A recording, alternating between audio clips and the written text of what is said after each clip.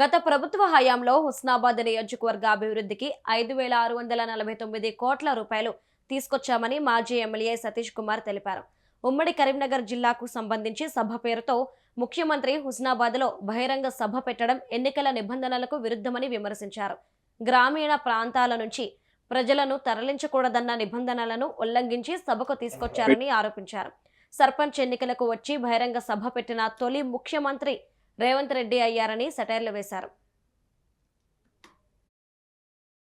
హుస్నాబాద్ నియోజకవర్గంలో కూడా హుస్నాబాద్ మండలంలో హుస్నాబాద్ టౌన్లో ఇది మాత్రం కరీంనగర్ జిల్లా ఉమ్మడి కరీంనగర్ జిల్లా అని చెప్పి ఉమ్మడి కరీంనగర్ జిల్లా మంత్రులను ఉమ్మడి కరీంనగర్ జిల్లా ఎమ్మెల్యేలను నాయకులను ఉమ్మడి ఎలక్షన్ కమిషన్కి ఏం చెప్పాలి? మేము election commission MCC rules code of conduct rules ప్రకారంగా గ్రామీణ ప్రాంతం నుంచి వెళ్ళి ఎవరిని తరలియద్దు, ప్రత్యేకంగా మహిళా సంఘాలను కూడా ఎవరు తరలియద్దు, గ్రామీణ ప్రాంతంలో ఉన్న స్కూల్ పిల్లలను కూడా తరలియద్దు.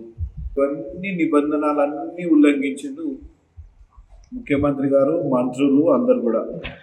ఇవన్నీ తర్వాత కూడా ముఖ్యమంత్రి గారి మీటింగ్ ఇట్లా జరగడం వారి విధేయతే వదిలిపెడతారు.